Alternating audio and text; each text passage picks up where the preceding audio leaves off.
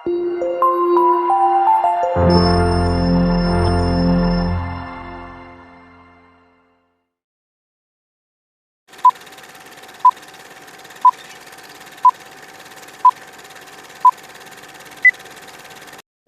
warahmatullahi wabarakatuh. Kami Aisyah Wilujeng Patepang Sareng Rizky dina acara Warta Bogor. Korban anu baris kapidangkeun nyaeta korban longsor di Desa Tanjung Laya diajar di tenda. Pamirsa, puluhan murid sekolah di perkebunan Dewata Desa Tanjung Laya Kecamatan Pasir Jambu Kabupaten Bandung nu dina tanggal 8 Maret 2022 keuna kauruk masih keneh diajar di tenda darurat. Maranehna teu bisa balik deui ka sakola asal ku sabab sieun longsor deui.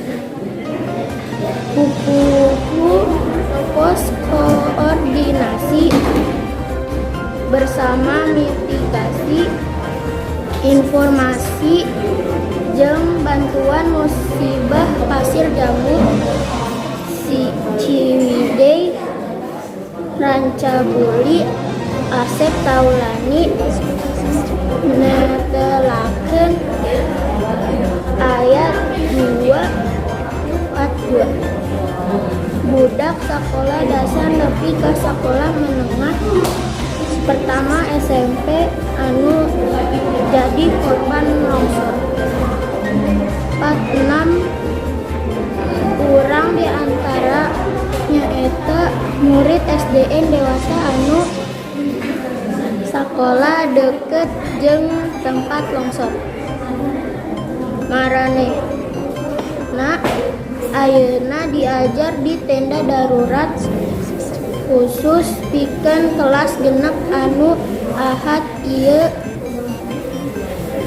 bakal nyanghareupan ujian nasional. Disabrak 2 minggu katukang maranehna cicing jeung diajar di imah kepala sekolah SDN Cisondari. Pamirsa, mung sakitu nu kapihatur wilujeng patepang deui dina warta nu bakal dongkap.